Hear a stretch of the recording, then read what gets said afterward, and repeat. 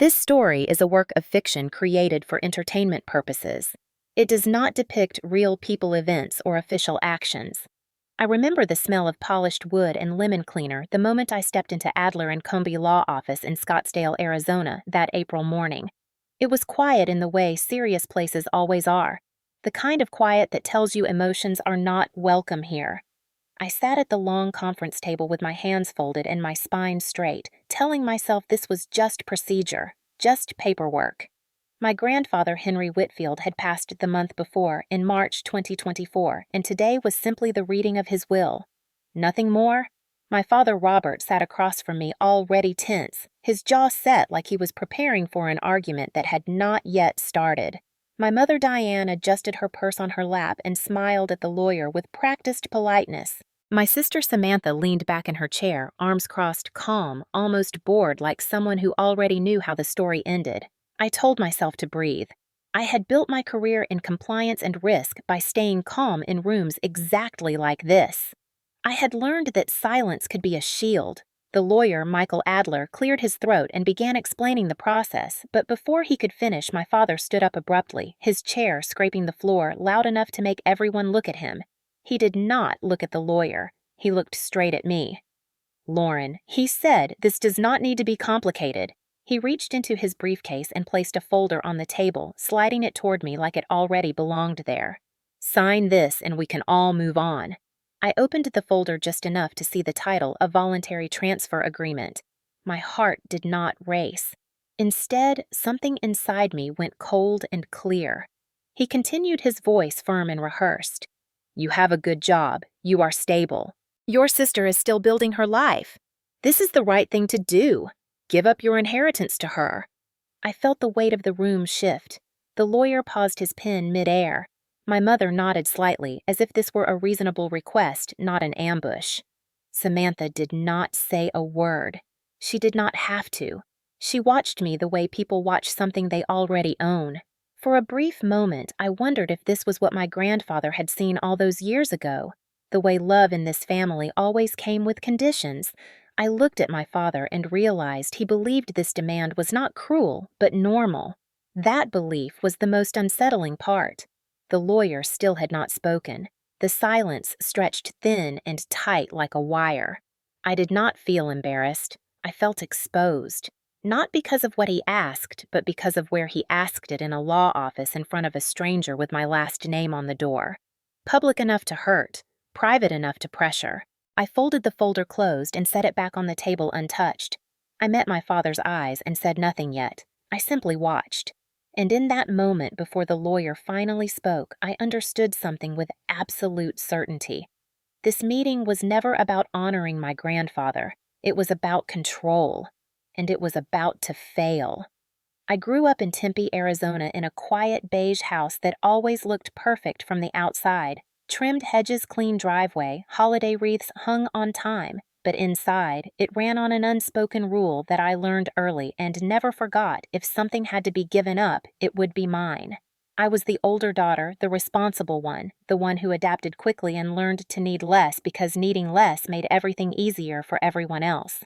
My sister Samantha was 3 years younger, and from the moment she was born, the gravity of our family shifted toward her. It was not something my parents announced. It was something you felt in small moments, the way my mother's voice softened when she said Sam's name, the way my father leaned forward when Sam spoke, even if she was saying nothing important. When I spoke, they listened politely, the way people listen when they are already thinking about something else. I learned to fill the space quietly. I learned to be useful instead of visible. If Sam wanted the front seat, I took the back. If Sam needed help with homework, I waited. If there was only enough money for one activity, it was always hers. I told myself this was normal, that families worked this way, that someone had to be flexible, and I happened to be good at it. The first time I remember understanding exactly where I stood, I was 13 and preparing for a regional science competition. I had worked for months building a project in the garage, soldering wires late into the night with my grandfather quietly watching from a folding chair. The day of the competition, my father was supposed to drive me to the school gym. Instead, he rushed in late, grabbed his keys, and said Sam had an unexpected art showcase across town. He promised we would make it work next time. There was no next time. I dragged my project across the gym floor by myself while other parents clapped and took photos. I did not cry. I told myself it did not matter. At 16, I graduated early from a dual enrollment program. My name was announced. The chair beside my grandfather was empty. My parents had taken Sam to a weekend trip. She needed a break, they said. My grandfather clapped quietly and squeezed my shoulder and told me I did well. It was enough at the time. On my 18th birthday, my mother forgot entirely. She remembered 2 days later and laughed about it as if it were a charming mistake. Sam had a party every year, balloons, cake photos posted online with captions about pride and blessings.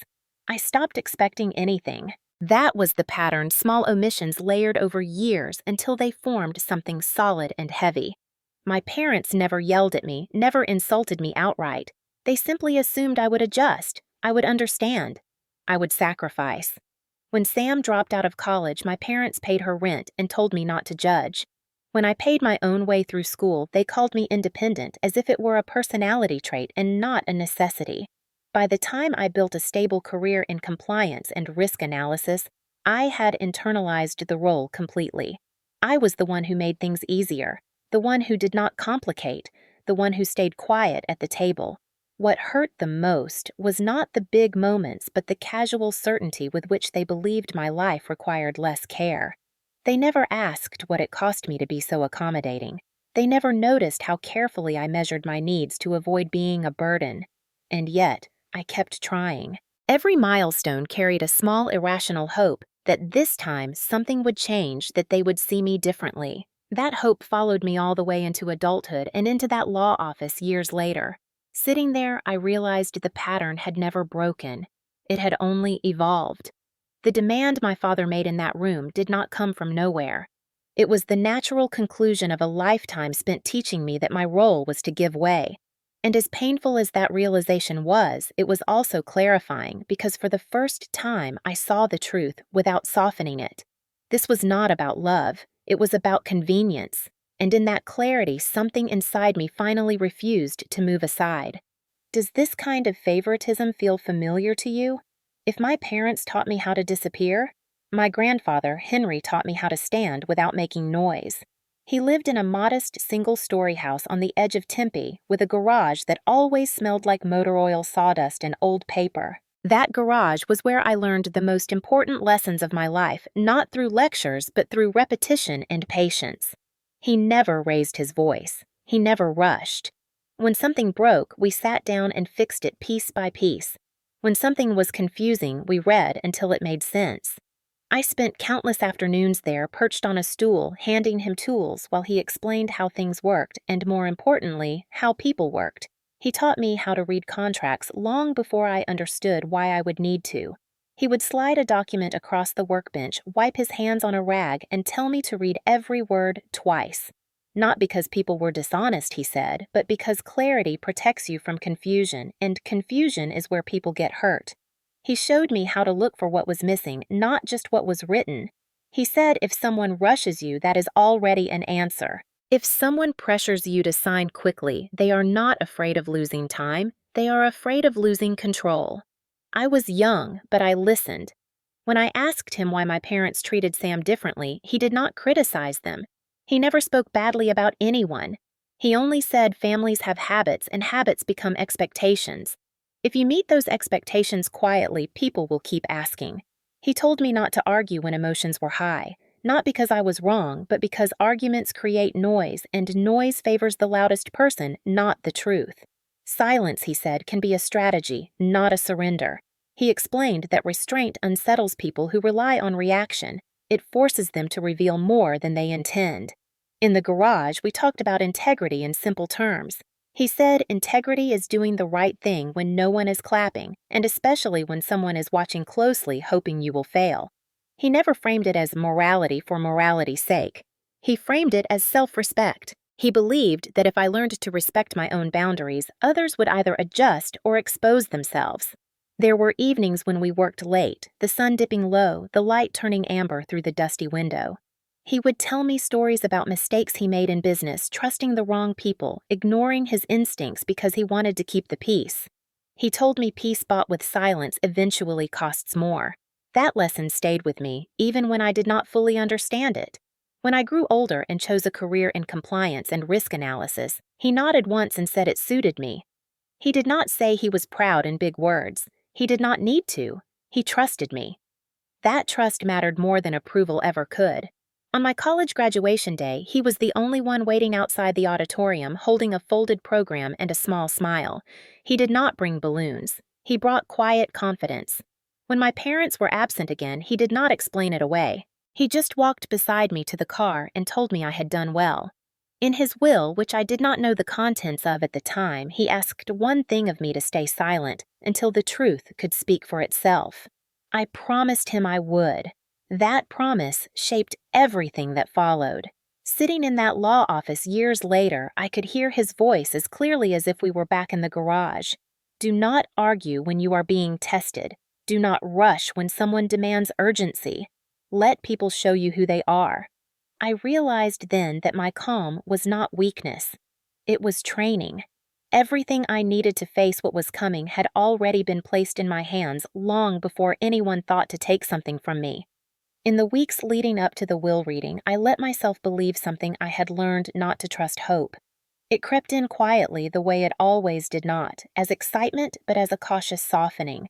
My parents started calling more often, asking how work was going, telling me to drive safely, reminding me to eat. My mother sent a text one morning just to say she loved me, which was rare enough that I read it twice. My father invited me to dinner, and when I arrived, he pulled out my chair the way he used to when I was younger, as if we were rehearsing an older, kinder version of ourselves. Samantha smiled more, asked questions she had never asked before about my job, my apartment, my plans. None of it was overt. That was what made it convincing. It felt like a reset, like maybe grief had rearranged something inside them. I told myself that people can change, especially after loss. I wanted to believe my grandfather's death had shaken loose the old patterns and made space for something better. At dinner, my mother spoke about family legacy and how important it was to stay close. She reached across the table and squeezed my hand for emphasis. My father nodded along, telling stories about my grandfather that did not include arguments or tension, only nostalgia and pride.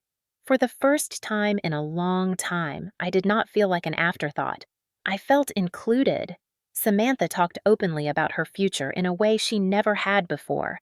She mentioned moving to a larger place, starting a creative studio, taking time off to travel and find herself. Every plan she described was framed gently around the idea that the family would help. Not in a demanding way, but as an assumption so natural she did not think to question it. When she spoke, my parents listened closely, asked follow-up questions, made suggestions. I noticed the familiar warmth in their faces, the one that always appeared when they imagined her succeeding with their support. I did not resent her for it. I was too busy trying to hold on to the fragile sense that this time I was part of the picture too. The night before the will reading, my mother called again. She said tomorrow would be emotional but important. She said families come together in moments like this. I told her I understood. After we hung up, I sat alone in my apartment, staring at the dark window, reflecting my own face back at me. I thought about my grandfather and the trust he had placed in me. I wondered if he had hoped this would bring us closer. I wondered if maybe the reading of his will would finally force an honest conversation. That was the dangerous part, the part where hope dressed itself up as realism. The morning of the meeting, I chose my clothes carefully, something neutral, something professional, nothing that could be read as defiance or need. When we arrived at the law office, my father greeted me with a nod that felt respectful. My mother adjusted my collar gently and told me I looked tired but strong. Samantha laughed and said this was all so serious for paperwork. The lawyer shook our hands and invited us into the conference room. I sat down, and for a brief, irrational moment, I believed the worst was behind us. I believed this was the moment where things would finally align, where fairness would surface naturally, because surely no one would do anything unreasonable in a law office. Surely my parents would not turn something sacred into a negotiation. Surely my sister would not expect more than her share. That belief lasted exactly until my father stood up and slid the folder across the table. In that instant, the kindness of the past weeks snapped into focus, not as change, but as preparation. I understood that the warmth was not reconciliation, It was strategy. And with that understanding, the last of my false hope dissolved into something steadier and colder. Have you ever believed this time it will be different? My father did not raise his voice when he made the demand. That was what made it so unsettling. He spoke the way people do when they believe they are being reasonable, when they believe the conclusion is obvious and any resistance would be childish. He rested both hands on the table, leaned forward slightly, and said, "Lauren, this is not personal. This is about what is fair." He gestured between Samantha and me, as if we were items on a balance scale. "You are established. You have a stable career benefit savings. You do not need what your grandfather left behind in the same way your sister does." He paused, letting the words settle as if he were explaining a basic principle, not asking me to give up something that was legally mine. He continued saying, "Families make sacrifices for one another. That is what decent people do." He said my grandfather would have wanted the family to stay united. He said money ruins people when they cling to it instead of sharing it. Each sentence was wrapped in the language of morality but carried the same underlying message: comply and be praised, resist and be judged. My mother stepped in seamlessly as if they had rehearsed this handoff. She spoke softer, her tone concerned, almost weary. "Lauren, honey, this is not about taking anything from you. It is about supporting your sister. You have always been so strong, so capable. You do not need help the way she does." She said it with a small smile that suggested this was a compliment, not a dismissal. She reminded me of all the times I had handled things on my own. She said that was something to be proud of. She said sometimes love means stepping back so someone else can step forward. She reached for my hand but stopped short, waiting to see if I would accept the gesture. I did not move. Samantha remained quiet the entire time. She did not protest or argue or pretend to be uncomfortable. She leaned back in her chair, fingers laced together, watching the exchange with calm interest. There was no guilt in her expression, only expectation. She did not need to say a word because the room was already arranged around her benefit. The silence from her was not neutrality, it was confidence. Confidence that the adults would handle this for her the way they always had. My father slid the folder closer to me again and tapped it once. "This document simply makes the process smoother," he said. "No drama, no conflict, just family doing what is right." He looked around the room briefly, perhaps expecting agreement from the lawyer, or at least no resistance. The lawyer said nothing. The quiet stretched. I felt every pair of eyes settle on me, waiting for my response. I could feel the old reflex stirring the one that told me to soften the moment, to ease the tension, to say something agreeable and sort it out later. I thought of my grandfather in the garage reading contracts line by line, telling me urgency is a form of pressure. I thought of the weeks of manufactured kindness, the sudden interest, the rehearsed warmth. I realized then that this conversation was not about fairness or family. It was about maintaining a system that had always worked for them. A system where I absorbed the inconvenience so everything else could stay comfortable. My father mistook my silence for hesitation. He leaned in further, lowering his voice as if to keep the matter contained. "Do not make this harder than it needs to be," he said. "This is not the time to be difficult." That word, difficult, landed heavier than anything else he had said because it revealed exactly how he saw me. Not as a daughter with agency, but as an obstacle to be managed. Something inside me settled, not with anger, but with clarity. I did not feel the need to explain myself or justify my position or soften the truth. I did not look at the folder again. I did not look at Samantha. I met my father's eyes and said one word: "No." The sound of it was quiet, but it cut clean through the room. My mother inhaled sharply. Samantha's eyebrows lifted just slightly, her composure cracking for the first time. My father stared at me as if he had misheard. He waited for me to elaborate. I did not. I stayed still, hands folded, voice calm, posture steady. The word hung there, undeniable and final. And in that moment, everything they had assumed about me began to unravel. The moment after I said no felt suspended, as if the room itself had stopped breathing. My father stared at me, waiting for the familiar follow-up, the apology, the explanation, the softening that usually came next. When it did not, his expression shifted sharply, the calm authority draining away and revealing something raw underneath. He straightened his shoulders and laughed once without humor, then said loudly enough to fill the conference room, "This is unbelievable." He turned slightly as if addressing an invisible audience, not just us. "Do you hear this?" he said. "After everything we have done for her, she is choosing money over family." He shook his head slowly, the disappointment exaggerated and deliberate. My mother looked at me then, a way her lips pressed together as if she were being forced into a role she had practiced many times before. "Lauren," she said, "please do not do this here. Do not embarrass us." The irony landed heavy. Samantha finally leaned forward, her voice soft but edged with something sharper. "I cannot believe you would do this to us," she said. "To me!" She said it as if I were withholding something that already belonged to her. My father seized on the opening. He raised his voice, now no longer pretending this was a discussion. "This is exactly what I warned your grandfather about," he said, pointing at me. "Selfish, calculating, always thinking about yourself. You have no idea what this will do to your sister." He looked toward the lawyer finally, as if seeking validation. "Surely you can see what is happening here. She is tearing this family apart over money." The words echoed against the polished walls, too loud, too personal, too public. I felt the exposure then, not as shame, but as a cold awareness. This was no longer a private family conversation. This was an accusation delivered in a professional setting meant to pressure and discredit me in front of someone who was not part of our dynamic. My mother added quietly that she did not raise me to be like this, that she expected better. She said family loyalty mattered more than legal technicalities. Samantha sat back again, her eyes fixed on me, watching for a reaction she had always been able to trigger in the past. I did not give her one. I sat still, letting the words pass over me like noise. That restraint only seemed to enrage my father further. He slapped his hand on the table once and said, "This is ridiculous. We are not leaving until this is resolved."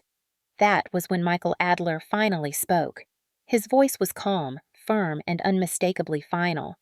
"Mr. Whitfield," he said, "I am going to stop you right there." The room went silent instantly, as if a switch had been flipped.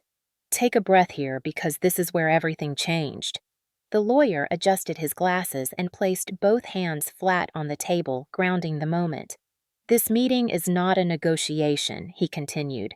"It is the formal reading and execution of a legally binding will. No one in this room is required to sign anything beyond what the document already dictates." He looked directly at my father, then at my mother. "Any attempt to pressure a beneficiary during this process is inappropriate." The word inappropriate landed heavier than any insult. My father opened his mouth to respond, but the lawyer raised one hand, stopping him without raising his voice. "This office does not permit confrontations or coercion," he said. "If this continues, I will end the meeting immediately." The authority in his tone was absolute. The air felt suddenly thinner. My father sank back into his chair, his face flushed, his control slipping away. My mother looked down at her hands. Samantha stared at the table, blinking rapidly, the first signs of panic breaking through her composure. The lawyer turned to me, then his expression neutral, professional, and steady.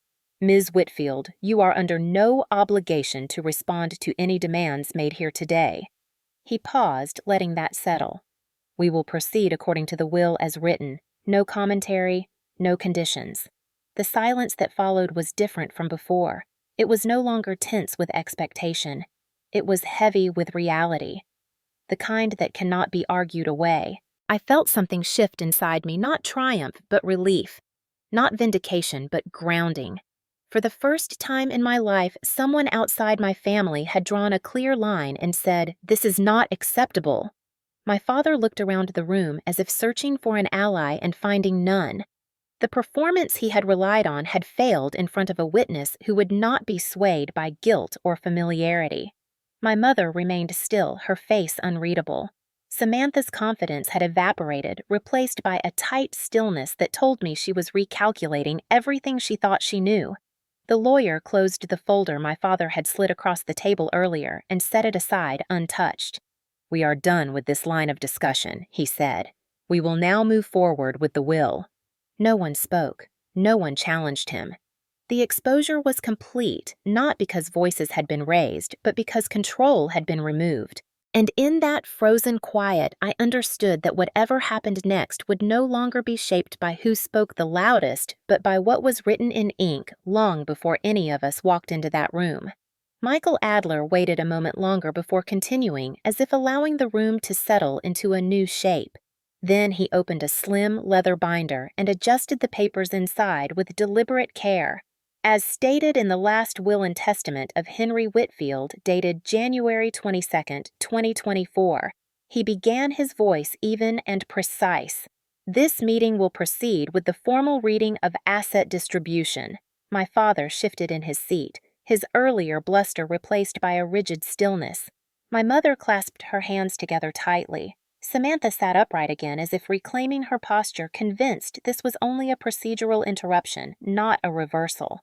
The lawyer read slowly, naming properties accounts, investments, and business interests one by one. Each item landed with quiet weight the way facts do when they cannot be softened.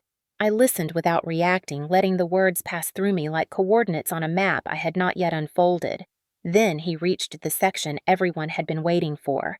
The entirety of the estate, including all real property, liquid assets, and controlling business shares, is to be transferred solely to my granddaughter Lauren Whitfield, effective immediately. The words seemed to absorb the air from the room. Samantha inhaled sharply and let out a sound halfway between a laugh and a gasp. My mother's eyes widened, her mouth parting, as if she were about to interrupt herself. My father leaned forward abruptly, his chair legs scraping the floor again. "That is not possible," he said flatly. "He promised." He looked at the lawyer, then at me, then back at the lawyer as if waiting for the sentence to be corrected. Michael Adler did not flinch. "The document is clear," he replied. "There are no secondary beneficiaries, no conditional clauses, and no discretionary transfers." Mr. Whitfield was explicit. Samantha shook her head repeatedly, whispering no under her breath. She turned to my parents, her eyes searching their faces for reassurance that did not come. I felt a strange stillness settle over me, not relief, yet not triumph, but the calm that follows when a long-suspected truth finally surfaces. My mother's eyes filled with tears that spilled down her cheeks silently. My father's hands clenched into fists on the table. This is not what he wanted. He insisted, his voice rising again. He would not do this to us, to his family. The lawyer raised his gaze and met my father's directly. "He did exactly what he intended to do, Mr. Whitfield," he said, and he left no ambiguity. Michael Adler reached for a remote on the table and turned toward a large screen mounted on the wall. "There is one additional component," he continued. "Mr. Whitfield requested that a recorded statement be played at this time." Samantha's head snapped up. What statement, she demanded, her voice cracking. The screen flickered to life, and my grandfather appeared seated in his study, the familiar shelves behind him lined with old books and framed photos.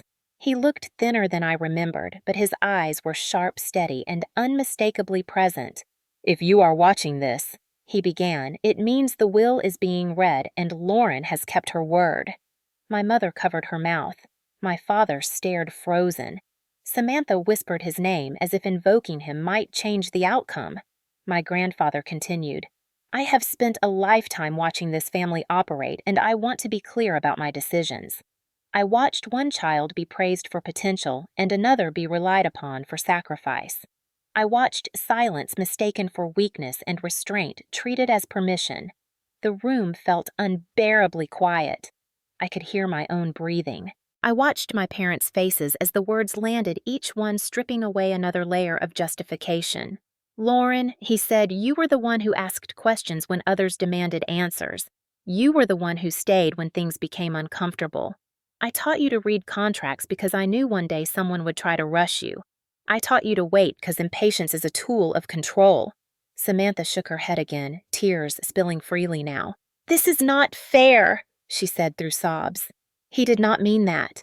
My grandfather's voice continued unwavering. "I am leaving my estate to Lauren not because she needs it most, but because she has proven she will respect it. Strength is not volume," he said. "It is consistency. It is the ability to hold your ground without humiliating others." Diane let out a quiet sob, her shoulders shaking. My father's face had gone pale, his jaw slack as if the structure he relied on had collapsed internally. The video ended with my grandfather looking directly into the camera. "If you are upset by this decision," he said, "consider why." Then the screen went dark. No one spoke. The silence that followed was not tense but final. My father pushed back from the table, abruptly standing again, his hands trembling. "This is manipulation," he said hoarsely. He turned to me, his eyes wild. "You planned this." I remained seated, my voice calm when I spoke. "I did not plan anything. I kept my promise." Samantha slid her chair back and buried her face in her hands, sobbing openly now. My mother stared at the table, tears dripping onto her clasped fingers. The lawyer closed the binder gently and turned to me. "Ms. Whitfield," he said, "the transfer process will begin today. We will handle all filings and notifications." He looked around the room once more. "This concludes the reading."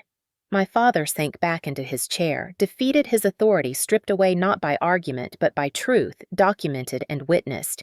I gathered my things, slowly feeling the weight of the moment settle into something real. As we stood to leave, I realized this was the first time in my life that the family narrative had been challenged in a place where it mattered, and it had not survived contact with the truth. I did not feel the urge to say anything right away. As the room slowly came back into focus and the lawyer began gathering documents, my parents and sister sat frozen in the aftermath of something they had never prepared for accountability. There was no rush of satisfaction, no surge of triumph, no impulse to explain myself. I watched my father struggle to find words that could restore the authority he had relied on his entire life and fail. I watched my mother wipe at her cheeks, still unable to look at me directly. I watched Samantha shake with quiet disbelief as if the future she had already spent was being pulled back piece by piece. The strangest part was how calm I felt, not numb, not detached, just steady. For so long, I had imagined that standing up for myself would feel explosive or dramatic, but it did not. It felt grounded, like placing both feet on solid ground after years of walking on unstable surfaces.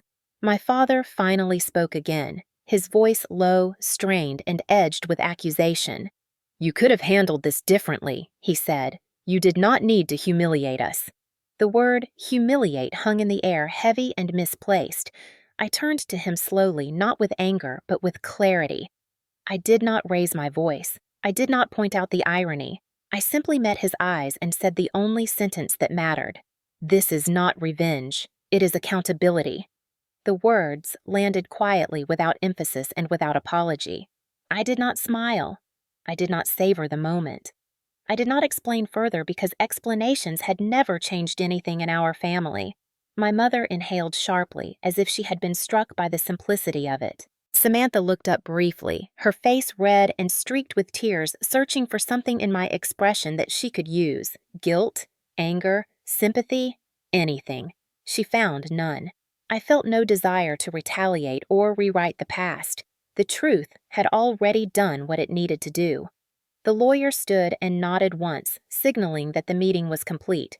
As we gathered our belongings, my father looked smaller somehow, his certainty deflated by the realization that the rules he had enforced no longer applied. My mother whispered something about family, about forgiveness, but it sounded more like habit than conviction. I did not respond. Forgiveness was not something to be negotiated in a conference room. Samantha followed behind me toward the door, her steps unsteady. She did not call my name. She did not argue.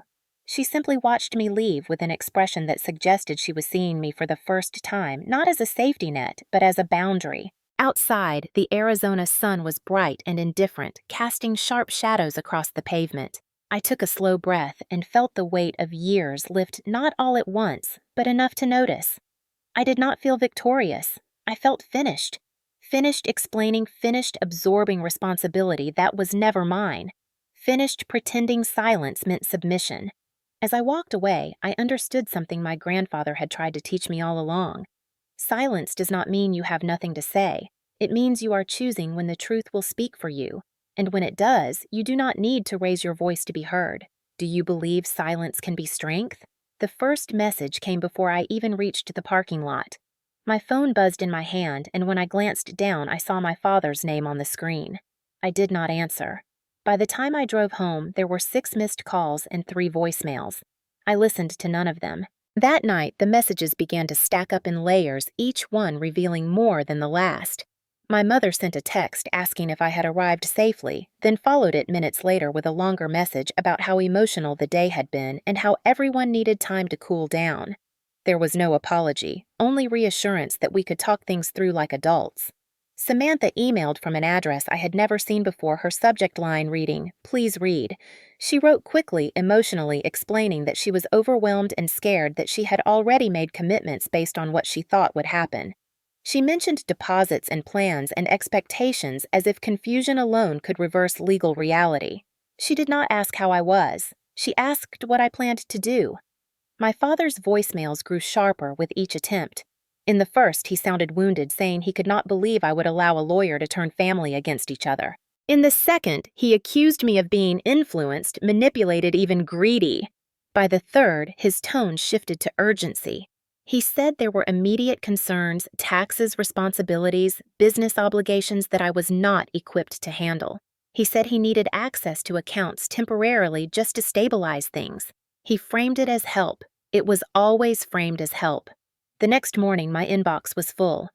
Emails from my father detailing what he believed should happen next. Emails from my mother reminding me of everything they had done for me growing up. Emails from Samantha alternating between fear and entitlement. One message stood out because of how casually it crossed a line. Samantha wrote that she had already told her landlord the family would cover her rent for the year and asked how soon funds could be released. Reading that, something inside me closed quietly and completely. There was still no apology, no acknowledgement of the ambush, no recognition of the pressure they had applied in a professional setting. Only requests, expectations, and thinly veiled panic. Over the following days, the pattern repeated. Calls early in the morning, messages late at night, long explanations about why it would be best if I transferred certain assets or shared decision-making authority. My father suggested we meet privately without lawyers to resolve things like family. My mother suggested counseling, but only after the financial matters were addressed. Samantha asked if I could at least help her until things settled. Every communication carried the same assumption that I would step in to absorb the disruption because I always had. I did not respond to any of it. Not because I was angry, but because responding would have invited negotiation, and negotiation had never been offered in good faith. I muted the conversations, archived the emails, and let the silence stand. At first, that silence escalated their panic. My phone rang constantly. Then it slowed. The messages became shorter, less confident, more frantic. Finally, they stopped. In the quiet that followed, I felt something unfamiliar. A sense of separation that was not painful but clarifying. Their urgency had nothing to do with repairing a relationship. It had everything to do with losing access. And in choosing not to respond, I was not punishing them. I was simply no longer participating in a dynamic that required my compliance to function. The absence of my voice did what years of explanation never could. It revealed exactly what they valued when they believed they were losing it. 3 months passed and the silence settled into something steady. Summer had taken hold in Arizona by July, and life had found a quieter rhythm when the knock came at my door one evening just after sunset. I knew who it was before I opened it. Samantha stood there first, her confidence stripped away, replaced by a tight smile and eyes that looked practiced in desperation. My father stood a step behind her, thinner, somehow, his posture no longer certain. They did not come inside right away. Samantha spoke first, saying she hoped I was well, as if we were distant acquaintances catching up. My father cleared his throat and said they were dealing with some unexpected complications. He did not apologize. He did not ask how I was. He explained that some debts had surfaced connected to a business decision he had made, assuming certain funds would be available. He said there were legal notices involved and that his name was being questioned publicly in ways that were unfair. Samantha added that her studio plans had collapsed, that she was facing penalties she could not pay, and that people were starting to ask questions. She said the family name was being dragged into something it did not deserve. They stood there together, presenting a problem they expected me to solve. My father finally said what he had come to say. We need help. Just temporarily. Just until things settle. He framed it as a bridge, not a bailout. Samantha nodded quickly, adding that it would be different this time, that they understood now how serious everything was. I listened without interrupting the way I had been trained to. When they finished, I waited a moment longer, letting the quiet do the work. Then I told them no. I said it calmly, without anger, without explanation. I told them I was not responsible for decisions made without my consent, and I would not step in to protect them from consequences they had dismissed when they believed control was guaranteed. Samantha's face fell instantly. My father stiffened and said this was not what family does. I told him family does not ambush one member and call it unity. I closed the door gently after that. The aftermath unfolded without my involvement. The debts did not disappear. The legal issues moved forward. My father stepped down from positions he had held for years as scrutiny increased. Samantha moved out of her apartment and sold what she could to cover penalties. The reputation they had guarded so carefully began to fray, not because of anything I said, but because the systems they relied on no longer had a quiet buffer absorbing the impact. I did not celebrate. I did not gloat. I watched from a distance and understood something important. Accountability does not require cruelty. It only requires refusal. Refusal to fix what you did not break. Refusal to carry what was never yours. As the summer heat pressed down and the nights grew still, I knew I had made the only choice that would have allowed me to live with myself. What would you have done in my place? I moved into my new place in North Scottsdale at the beginning of autumn when the heat finally loosened its grip on the city. The apartment was modest, 2 bedrooms, clean lines, wide windows that let in the soft desert light in the mornings. It was nothing extravagant, and that was exactly why it felt right. There were no echoes of expectation in the walls, no memories that demanded I be someone else. For the first time, I chose a space based solely on how it made me feel safe, steady, unobserved. I furnished it slowly, a table first, then a chair, then shelves for books I had been carrying from place to place for years. I hung one framed photo on the wall, my grandfather and me standing in his garage, both of us smiling at something just outside the frame. It felt like an anchor. My days settled into a rhythm that required no explanation to anyone.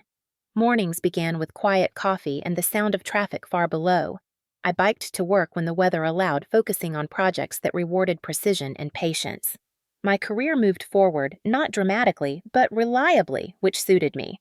Evenings were simple meals, long walks, phone calls with friends who knew me without needing anything from me. I did not check my messages anymore because there were none to check. My family did not reach out again. Not my father, not my mother, not Samantha. The absence did not hurt the way I once imagined it would. It clarified things. I realized how much noise I had lived with how many unspoken obligations had filled every interaction. Without that noise, there was room to breathe. I did not feel angry. I did not rehearse arguments or replay conversations. I did not wish them harm or imagine apologies that would never come. I simply accepted what was. There were moments when memories surfaced unexpectedly. A holiday song, a familiar street, a scent that reminded me of childhood. When that happened, I acknowledged it and let it pass. Healing was not a dramatic transformation. It was quiet, incremental, and grounded. I learned that peace does not announce itself. It arrives slowly when you stop fighting yourself. I stopped measuring my worth by how useful I was to others. I stopped bracing for disappointment. I began to trust my own judgment fully, not as a defense but as a foundation. Some nights I stood on the small balcony watching the city lights stretch out into the distance, thinking about how far I had come without needing to escape anything. I had not won. I had simply chosen a life that did not require me to shrink. There was no contact with my family, and there did not need to be. Silence had become something different now, not a strategy but a state. And in that state, I found something I had not realized: I was missing the ability to exist without justification. Looking back now, I understand that the most important shift in my life did not happen in a law office or through a legal document. It happened the moment I stopped mistaking endurance for virtue. For most of my life, I believed dignity meant staying quiet no matter the cost, and that boundaries were a form of rejection. I was wrong. Dignity is knowing your worth without needing permission. Boundaries are not punishments, they are definitions. They tell the world where you end and where others begin. Justice is not about watching someone else fall. It is about refusing to participate in what is wrong even when silence would be easier. I did not set out to teach my family a lesson. I set out to live honestly and let the truth do what it always does when given space. What followed was not revenge, but clarity, the kind that settles slowly and stays. There is a quiet strength in choosing yourself without bitterness and without spectacle. There is power in walking away without slamming the door. If you have ever been asked to sacrifice your peace for someone else's comfort, if you have ever been told that love requires you to disappear, I hope you know this. You are allowed to stop. You are allowed to say no without explaining it. You are allowed to build a life that feels calm instead of constantly earned. Silence does not mean you lost. Sometimes it means you finally stopped playing a game designed to keep you small. If this story resonated with you, you are not alone. Share your thoughts and protect your peace.